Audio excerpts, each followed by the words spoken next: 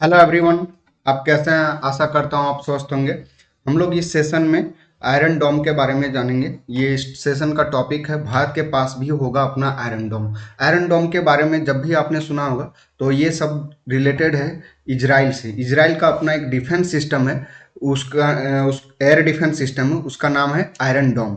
तो भारत का भी अपना एक स्वदेशी डिफेंस सिस्टम होगा जिसका नाम कुसा है, एक कुसा प्रोजेक्ट है और उसी से रिलेटेड ये वीडियो है, उसी का चर्चा हम लोग इस वीडियो में करने वाले हैं। ठीक है, तो चलिए आगे सेशन में देखते हैं क्या है इस वीडियो में।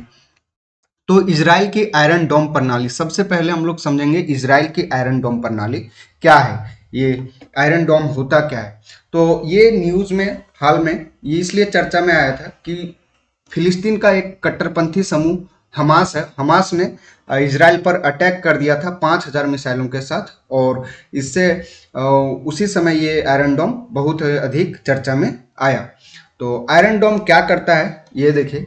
आयरन डोम जमीन से हवा में मार करने वाली एक डिफेंस सिस्टम है, रक्षा प्रणाली है, जिसमें से रडार और इंटरसेप्टर मिसाइलें शामिल है जो इजराइल में लक्ष्य की ओर दागे गए किसी भी रॉकेट या मिसाइल को ट्रैक करने और निष्क्रिय करने में सक्षम है। इसे राज्य संचालित राफेल एडवांस डिफेंस सिस्टम और इजराइल एरोस्पेस इंडस्ट्रीज द्वारा विकसित किया गया था और ये 2011 से इजराइल में तैनात है। और इसमें रॉकेट, तोपखाने और मोर्टार के साथ साथ विमान, हेलीकॉप्टर और मानव रहित हवाई वाहनों से बचाव में विशेष रूप से उपयोग है। और डोम की मारक क्षमता 70 किलोमीटर के करीब है और इसमें से 3 महत्वपूर्ण घटक हैं: detection, tracking radar, battle management और हथियार नियंत्रण और मिसाइल लॉन्चर। ये जो आप बैकग्राउंड में देख रहे हैं इमेज, वो इमेज उसी जो दुश्मन के ओर से आ रहे रॉकेट है, मिसाइल, उसी को आयरन डोम की तरफ से डिफ्यूज किया जा रहा है। ये आतिशबाजी की तरह से लग रहा है बट ये आतिशबाजी का इमेज नहीं है, उसी का इमेज है,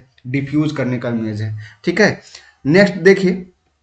इसमें से इजराइल का जो आयरन डोम डिफेंस सिस्टम है उस सिस्टम के बारे में यहाँ पर बताया गया है। तो ये एक मोबाइल कंट्रोल यूनिट है और यहाँ पर मल्टी मिशन राडार लगा हुआ है और ये लॉन्चर है। ये सबसे पहले इसमें से कौन सा इंटरसेप्टर लगा हुआ है, तो ये तामीर नाम का इंटरसेप्टर लगा हुआ है और लेंथ इसका 3 मीटर है और वेट 90 किलोमीटर है, सॉरी 90 केजी है। ओके, अब यहाँ पर इजराइल को ये डिफेंस सिस्टम लगाना क्यों जरूरी था, कितना जरूरी था?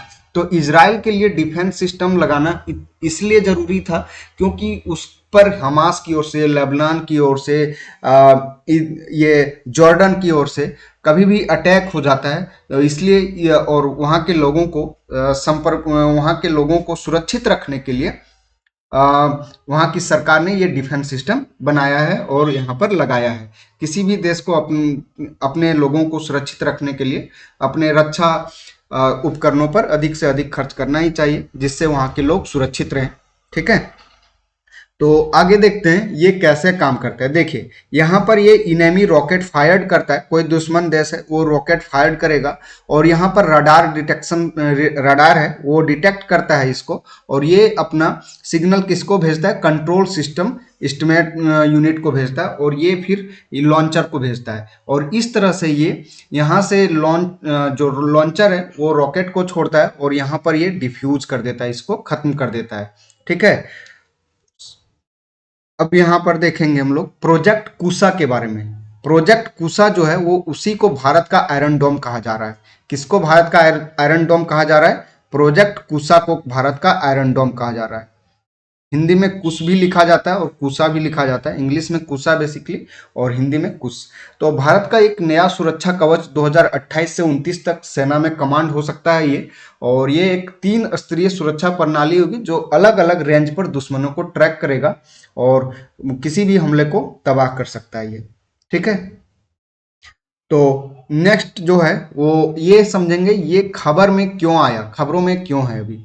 तो खबरों में इसलिए है कि भारतीय वायुसेना ने अपनी रक्षा क्षमताओं को मजबूत करने के लिए चीन और पाकिस्तान के साथ सीमाओं पर 3 S-400 ट्रैम्प S-400 ट्रैम्प वायु रक्षा मिसाइल स्क्वाड्रन तैनात किया है और भारत ने 2018-19 में रूस के साथ 5S मिसाइल स्क्वाड्रन के लिए एक अनुबंध पर हस्ताक्षर किया था और उसमें से 3 आ चुके हैं, बाकी 2 जो हैं वो रूस यूक्रेन संघर्ष के कारण इसमें से देरी हो रहा है।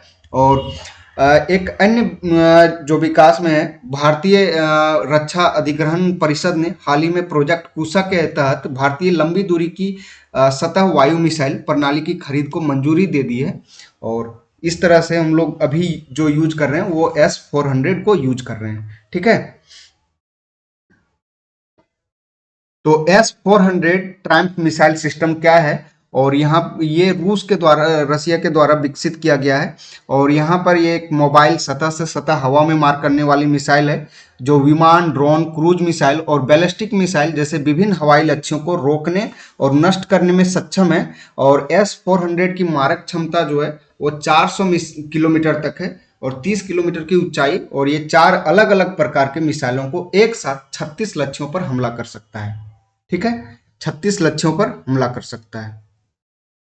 और दुनिया में सबसे खतरनाक परिचालन के रूप में आधुनिक लंबी दूरी की SAM MLRSAM, जिसे अमेरिका द्वारा विकसित terminal high altitude area defence system से काफी अलग माना जाता है।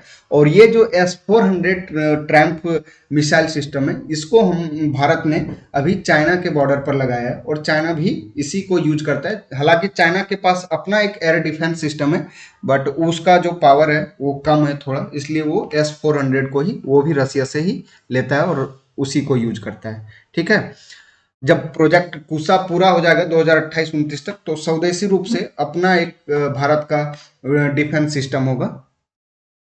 और S-400 के बारे में हम लोग इसमें से डिटेल से दिखाया गया है इस ग्राफिक्स में।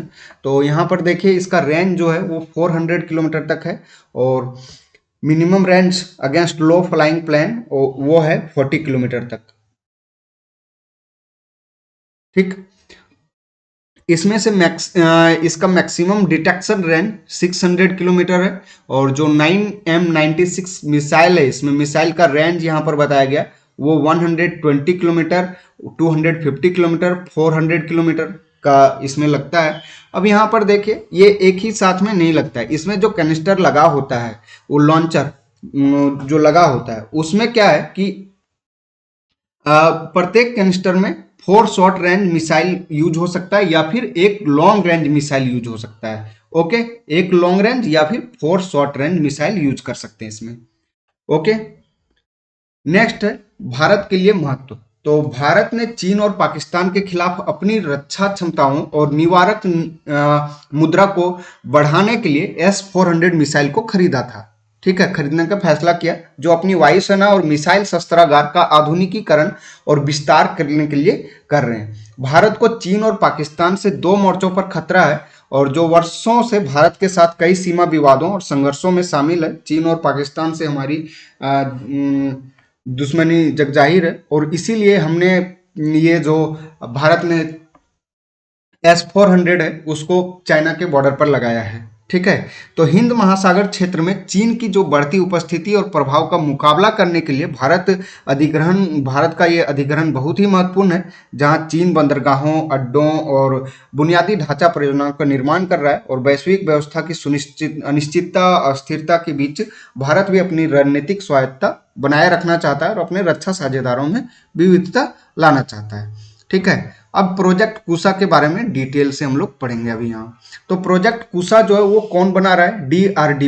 डीआरडीओ और जो कुछ प्राइवेट कंपनियां हैं, प्राइवेट डिफेंस कंपनियां, दोनों मिल करके ये और भी जो सार्वजनिक क्षेत्र की कंपनियां हैं वो मिल करके इसको प्रोजेक्ट कुशा को बनाएंगी।